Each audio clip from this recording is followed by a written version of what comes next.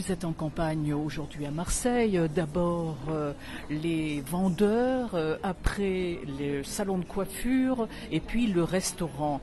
Un scrutin s'annonce en 2012, 10% de votants. Comment est-ce que vous pouvez convaincre des salariés d'aller voter ?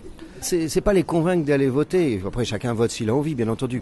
C'est qu'ils sachent qu'il va y avoir un vote. C'est ça le premier point. Beaucoup de salariés des TPE, c'est très petites entreprises, c'est moins de 10 salariés. Là où il n'y a pas de délégués du personnel, ni de comité d'entreprise. Donc, il faut qu'ils sachent déjà qu'il va y avoir une élection. Et ça, beaucoup ne le savent pas encore. On parle beaucoup d'autres élections en ce moment, mais pas de celle-là. Donc, c'est déjà expliquer aux salariés, attendez, vous allez avoir la possibilité d'exprimer par un vote. Ça va pas être dans l'entreprise, vous allez recevoir à domicile les documents, vous allez pouvoir voter par Internet ou par correspondance, voilà. Donc c'est chez vous, vous ferez ça de chez vous, etc. Vous choisirez le syndicat que vous souhaitez. C'est pas simplement pour mesurer le poids des uns et des autres, ça a une nécessité concrète. Demain vont se mettre en place, au niveau de chaque région, des commissions paritaires interrégionales. Plus spécifiquement pour les salariés des TPE. Dans ces commissions, il y aura la moitié des employeurs, la moitié des représentants des salariés via les syndicats. Pour savoir si combien il aura de sièges dans ces commissions, ce sera fonction du résultat des élections TPE dans le département des Bouches-du-Rhône, par exemple. Voilà. Et puis ça servira pour désigner les conseillers prud'hommes demain également. Donc il y a des impacts concrets. C'est également préservé pour ces salariés, mais aussi pour les entreprises TPE. La possibilité d'avoir demain des négociations nationales. Parce que quand vous êtes salarié dans une TPE, il n'y a pas de syndicat. Vous pouvez être, c'est pas pour ça que vous n'êtes pas syndiqué. Vous pouvez être syndiqué à titre individuel. Donc, beaucoup de choses sur votre contrat de travail, sur vos droits, se définissent nationalement. Donc, nous, on tient. C'est le problème qu'on a avec la loi travail. D'ailleurs, c'est pour ça qu'on était opposé à ce que les conventions collectives nationales demeurent.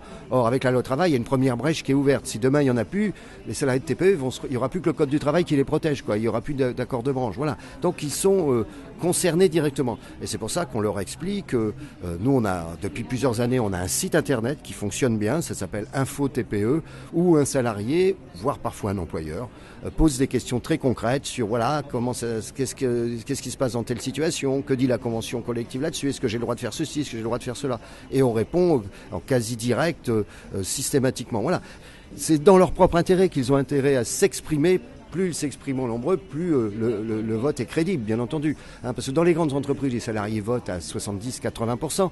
Je comprends parce qu'ils mesurent directement, ils connaissent ceux qui vont être au comité d'entreprise. Là, ils ne connaissent pas obligatoirement ceux qui les représenteront demain, donc c'est un choix à faire par rapport à des listes présentées par des syndicats. Moi, je fais la campagne pour Force ouvrière, bien entendu, sinon je ne serais pas secrétaire général de FO. Moi, ce que je leur dis, écoutez, nous, on est libres.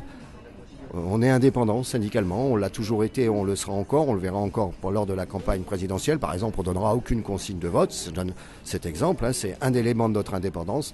On est pour la négociation et pour la discussion et on sait très bien, et ça arrive régulièrement, quand un salarié de TPE finit par avoir un problème avec son employeur et que ça devient la rupture, il se tourne vers le syndicat. Ce serait bien qu'avant d'arriver à la rupture, on ait pu discuter.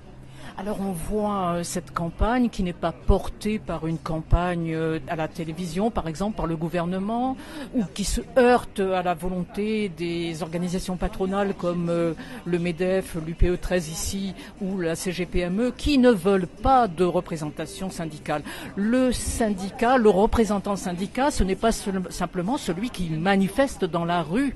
Bien entendu, vous savez, on parle beaucoup plus des syndicats quand il y a une manifestation que du travail tous les jours dans les entreprises, les administrations, etc. On passe beaucoup de temps dans les négociations, dans les conciliations, etc. Il faut savoir que, pour un seul chiffre, chaque année en France, il y a 30 000 accords d'entreprise qui sont signés. Et ils sont bien négociés par les organisations syndicales. Alors oui, quand on n'est pas content, quand on n'est pas d'accord, on le fait savoir par la manifestation. Surtout quand on a un gouvernement, comme ce fut le cas ces derniers temps, qui est complètement sourd. Voilà. Bon, mais le travail syndical de tous les jours, vous savez, c'est d'abord un travail de terrain, le syndicalisme. C'est là où les gens travaillent. C'est là que les problèmes se posent. Là, je visite aujourd'hui un magasin. Dans ce magasin, il y a des salariés des Galeries Lafayette qui sont salariés des Galeries Lafayette, mais il y a des salariés de TPE sur des stands particuliers. Eux, ils n'ont pas de syndicat en tant que tel, mais quand ils ont un problème, qu'ils viennent voir, ils viennent voir le syndicat FO des Galeries Lafayette. Voilà, ça fait partie de la solidarité entre les salariés. Alors, l'enjeu, c'est pas de dire demain dans les TPE, on va monter des syndicats partout.